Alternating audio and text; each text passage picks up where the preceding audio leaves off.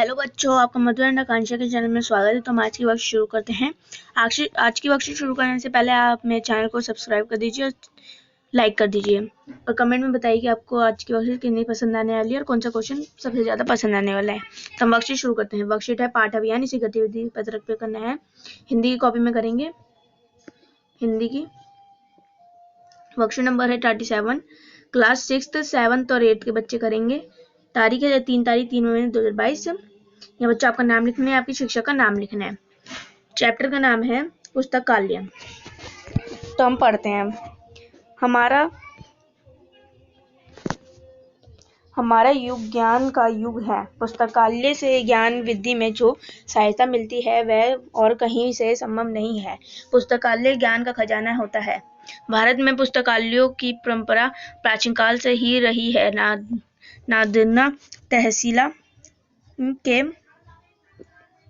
नादला तहसील के पुस्तकालय विश्व में प्रसिद्ध थे।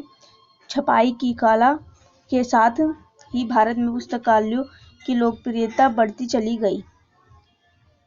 दिल्ली में दिल्ली पब्लिक लाइब्रेरी की सैकड़ों शाखाएं हैं। इनके अलावा दिल्ली में एक नेशनल लाइब्रेरी है जिनकी पुस्तक मनुष्य की मित्र होती हैं। एक और जहां वे हमारा मनोरंजन करती हैं, वहीं वह हमारा ज्ञान भी बढ़ाती हैं।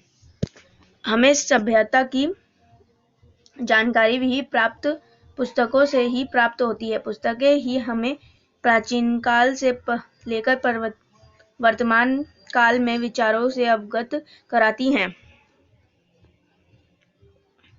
इसके अलावा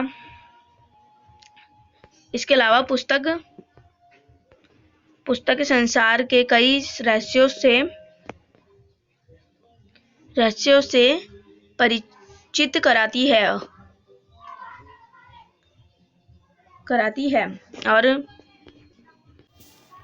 है। कोई भी व्यक्ति एक सीमा तक की पुस्तक खरीद सकता है। सभी प्रकाशित पुस्तकें खरीदना सबके बस की बात नहीं है। इसलिए पुस्तकालयों की स्थापना की गई। पुस्तकालयों का अर्थ है पुस्तकों का घर। यहाँ हर विषय की पुस्तकें उपलब्ध होती हैं। इनमें विदेशी पुस्तक भी शामिल होती हैं। विद्यालय की तरह पुस्तकें भी ज्ञान का मंदिर हैं। पुस्तकालय कई प्रकार के होते हैं। इनमें पहले पुस्तकालय वह जो स्कूल, कॉलेज तथा विश्वविद्यालय के होते हैं। दूसरी प्रकार के पुस्तकालय निजी होते हैं। ज्ञान प्राप्ति के इच्छुक व्यक्ति अपने कार्यालयों या घरों में पुस्तकालय बनाकर अपना तथा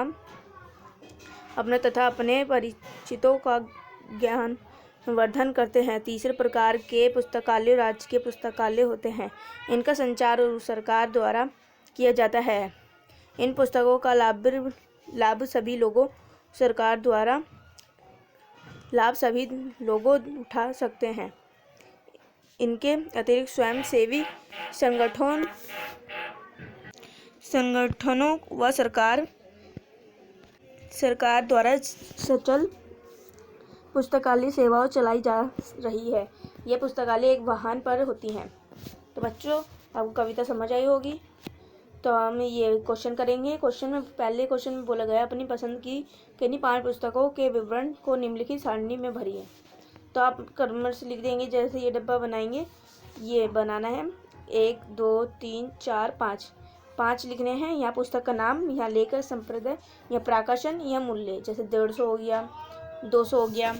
तो आप लिख लीजिए। तो आपको ना समझ आए तो आप निकाल लीजिए। तो मैंने 1 लिखी है, 5 लिखे। तो अब आपको वो पसंद है तो आप वो लिख लीजिए। तो बच्चों, आप ये लिखेंगे, यहाँ गिनती डालेंगे और यहाँ पुस्तक का नाम गीतांजलि, अकबर और बीरबल बुद्धिमान, बीरबल पंचतंत्र की 101 कहानी, दादा दादी की कहानियाँ। लेखक यहाँ रविन्द्रनाथ टैगोर ने लिखी है। भीर वर्मा, विनोद, विष्णु शर्मा, अनिल कुमार। और यहाँ प्रकाशन राधा कृष्ण प्रभा, नई दिल्ली। सत्य नडेला प्रकाशन। जो 2 कविता है ये इन 2 ने ही लिखी है। मनोज शर्मा पब्लिकेशन, ये भी 2 उन्होंने ही लिखी है। इनका मूल्य कितना होगा? हर कॉपी या किताब आती है, उसके पीछे मूल्य लिखा रहता है। तो ये 250 हो गई, 100 हो गई, 120 हो गई, 250, 160। तो बच्चों, आप ये लिख लेंगे।